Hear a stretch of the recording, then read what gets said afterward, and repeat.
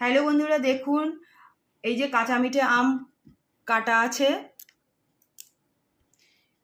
এই যে কাঁচা মিঠে আম এখন মাখা হবে। দেখুন বন্ধুরা, কাঁচা মিঠে আমটা আগেই কেটে রেখেছিলাম। এই যে এখন মাখা হবে। এর মধ্যে আমরা একটুখানি বিট লবণ নিয়ে নেব,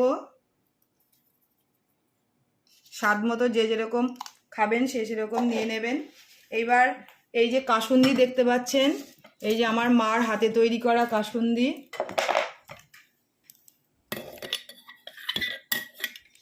একটুখানি নাড়িয়ে নিলাম।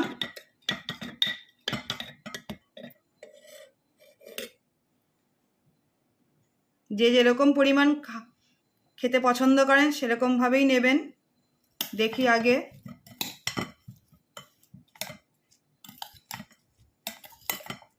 গরমকালে তো এইসবই দুপুরবেলা বেশ খেতে ভারী মজা লাগে।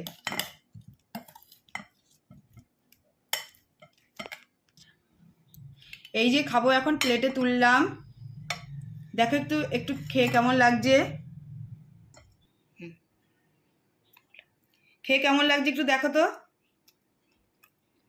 দারুণ লাগছে, সব কিছু ঠিকঠাক আছে। হেভি।